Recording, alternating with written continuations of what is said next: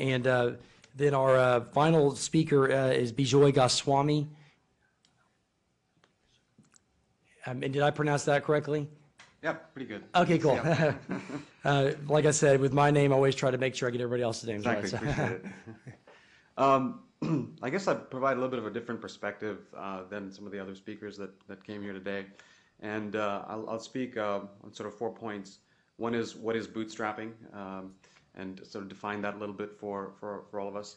And then talk about some of the drivers away from bootstrapping and why there's kind of a sort of interesting systemic issue around the fact that bootstrapping, even though it's a very widely practiced way of building companies, is actually not really in the public limelight. And then a little bit about Bootstrap Austin in terms of the community of entrepreneurs that we've got here, and then finding some recommendations. So a little bit about bootstrapping. It's interesting because giant companies like Dell here in town, like Microsoft, like Oracle, and many, many more were all bootstrapped. And that is to say that they didn't get venture funding in those early stages of going through the sort of critical stages called the valley of death stage. And it's interesting to me that those examples are often used, but the details are not necessarily understood very well. But the basic essence of bootstrapping is that you go to a customer first instead of an investor. So there's a gigantic focus right now on sort of on finding money. We need to go, angels and VCs and so on and so forth. The bootstrapper says, I go to my customer and that's where I'm going to find my funding. And and associated with that are there's some actually principles of bootstrapping that are kind of important too. Like a bootstrapper says, I demo, then I sell, then I build. Now, the traditional logic is, well, if I have a product, I'm going to have to go and build this product and put it out there and then sell it to a customer. The bootstrapper says, no, I'm going to build a demo of the product, show that to a potential customer, and then get that customer to pay me and then go build the product. So, there are other things as well, how bootstrappers build their teams and so on and so forth. So it's a less of a focus on planning, and it's less of a focus on capital raising from investors, and it's all about customer interaction. There's also interesting. There's sort of 3 critical stages in bootstrap in your really early companies. We talk about the ideation stage, which is when you're sort of thinking about it. You're at your corporate job and you're thinking about your new venture. And then when you make the leap off, you enter this valley of death stage that Mark mentioned. The source of that term actually is actually a local guy named Darius Majubi, who's I'll talk about a little bit more later. And then the growth stage. Now, what's interesting about the valley of death stage is that capital is actually the worst thing for the valley of death. You've heard the phrase necessity is the mother of invention. We can modify that to say necessity is the mother of innovation. Let's look at Dell as an example. When Michael Dell started his company, he was selling computers out of his dorm room. Now what he realized was, I don't have any money, so what am I going to do? Well, he used the demo, sell, build philosophy. He went out to customers and said, hey, do you want a computer? Great. What do you want on it? Then he went back, ordered the parts, and built the computer. What ended up becoming Dell's competitive advantage, and if you talk to anyone at the time, they would have said, that's just not the way you build a computer company. You don't go direct. It's now not controversial, but actually at the time it was like, why would you do that?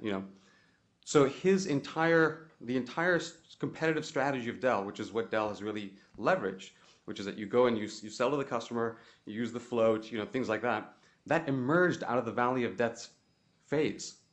It's precisely because you don't have capital and you're trying to go and satisfy this customer that you innovate. And innovation can happen in multiple areas. It can happen in technology, it can happen in how you market, it can happen in how you're organizing yourself, multiple areas of innovation. So it's a strange thing because we assume that we need capital for these early stages, but actually the reverse is actually true. So why? So it's interesting to me because it's mystifying about why bootstrapping isn't sort of more widely known and practiced. I have a couple of ideas on that. One is the companies themselves are responsible for the myth making. So if you go back to Microsoft or Dell, the story that you'll get from the marketing department is that Michael Dell started this company with the vision to sell direct to the customer. Or if you talk to Microsoft, Bill Gates started Microsoft with a vision that there should be a PC on every desktop. That just came out, that just happened to come out in 1984, like literally 10 years after Microsoft was a real company. So there's a marketing spin that happens that we want to tell stories, and we want to say, this entrepreneur had this grand vision, and then he went out there and he planned it and then he executed it flawlessly. It's just not true. The primary business of Microsoft today is operating systems. For 10 years, the first 10 years of Microsoft's existence, they did nothing with operating systems. They were in a completely adjacent, separate industry. And they stumbled into operating systems as a result of a few interesting events. So that myth-making happens by companies themselves who want to kind of tell a story. It happens, interestingly, at the university level. So the kind of entrepreneurship that's taught at universities tends to be the one that's focused on planning, business planning, raising money, and things like that. Part of it could be where universities get their funding, maybe. That you have large companies that pay for the next professorship. So that's what we're going to go study. And then I think there's another myth that we all tend to believe, which is that meaning precedes action. What I mean by that is that in most of the, if you look at penicillin or some of the great innovations that have happened, it wasn't that this person was actively trying and planning to solve the problem. They solved it and later figured out why it worked. Microsoft later figured out that the operating system was the key piece of that puzzle. Dell later figured out that the direct model was a competitive advantage, not up front. So they went into the path, they went into the valley of death, and then from that figured out, oh, this is actually what's going to work. So the doing part is really important. But again, that's not glamorous. And the other source of the sort of misinformation, I think, is the press, where the press likes to tell simple stories. And the idea of raising money, that's an event, right? I raised $10 million. I IPO'd, that's an event. Whereas bootstrap companies just slowly, organically grow. There's not much news to report. So sort of lots of pieces that kind of play into that. It's actually interesting because venture capital, if you look at entrepreneurship, venture capital is declining, in terms of access for entrepreneurs. And since 1999, this is before the bust, venture capital investing in early stage, and I'm talking about the ideation, valley of death, stages, was already on the decline. So we've had a massive decline. So in fact, I think VCs also understand, intuitively, perhaps subconsciously, I don't know, but that in fact that capital in this early stage is really not is not the missing ingredient. So Bootstrap Austin, I started my company in 2000, and I've been thinking about these issues of entrepreneurship for a long time, and found that essentially the whole dialogue, especially in the 90s and 2000, was all about what I call the rocket strategy, the VC sort of strategy of building your company. Raise money, go to venture capitalists, things like that. And I just found no voice and no community for entrepreneurs who wanted to take another route to building their companies. So I just gathered a few of my friends and we got beer at the Ginger Man downtown and started off with 15, 20 of us, and then it kind of sort of emerged from there. So right now, Bootstrap Austin is about 500 plus entrepreneurs in Austin. We have chapters across the country and actually across the world. We have 3 in India that have been started. And we have subgroups that deal with sort of how you take the bootstrapping philosophy or idea and apply it into things like film, music, publishing, software, and things like that. So, a lot of these industries, there's specific applications for that. So I guess in terms of recommendations, a couple of thoughts. I'd say one is, we need to encourage academia to really study bootstrapping. I think there's maybe a total of 3 academics that I know about in the US, one in Columbia, one at Yale, and then Darius Majubi, who I mentioned here at IC Squared, who actually study bootstrapping and make a science out of studying bootstrapping. So most of the focus is on the other. So I think we can encourage academia to sort of do more work in this area. And right here in Austin, we have this gem of a guy who really, really gets it in terms of what is involved and what the pieces of the puzzle are. Second is I think we can enable more bootstrap communities. What we found is entrepreneurs, need a place to be able to come and share their problems and sort of commiserate and talk about the challenges and solve problems together. So that community piece is huge. The other piece is really the education around bootstrapping. I think we can put together things like a boot camp, for example, where people can really understand and really demystify entrepreneurship. At some level, entrepreneurship has been mystified into this complex process. It really isn't that complicated. And so I think if we can educate, and we can do that pretty quickly and effectively, then we're going to be able to foster more entrepreneurship. That someone realizes, wow, I can incubate my idea in the ideation stage while I'm working my job. I can do these 3 steps, get it going. Then when it's ready, I'll jump off and get, traverse the valley of death. Oh, this is not that difficult. So I think we can do that too. The other thing is I wouldn't try to simulate, again, so what Silicon Valley is doing. Everyone looks at Silicon Valley and says, well, what did Silicon Valley do? Again, here, there's differences in the stories we're told versus the reality of how Silicon Valley kind of emerged. Silicon Valley emerged very organically. Stanford was a big part of it, so on and so forth. But Silicon Valley today is much like Hollywood is in films. Silicon Valley's entire cost structure is geared towards venture funding and venture investing. You think about renting an apartment in San Francisco is $2,000, where a bootstrapper would just office out of your apartment. Well, in Austin, it's not $2,000. Okay, we have a competitive advantage in bootstrapping rather than sort of necessarily in venture funding. So I think, and Hollywood, LA is the same way. LA is not the place where independent film is happening. So I think we got to sort of not necessarily look at those models, but just think about what our unique competitive advantages are and encourage things along those lines, because that way we're going to really, looking at the past, I think history is very important, but it never tells you kind of how you should navigate the future, because all the variables are different. So if we say, for example, I think Austin has such capability in music and interactive and things that are not silicon-based. But if we say we need to have a silicon industry, in Austin, then we'll scope the problem like that. And this entire world that's greater, perhaps even bigger, will not be, encouraged, fostered. So those are some of the ideas that I had on that. So you pronounce your name Bijoy or Bijoy. Bijoy? Bijoy, this is, again, very fascinating. Council members, do you have any questions?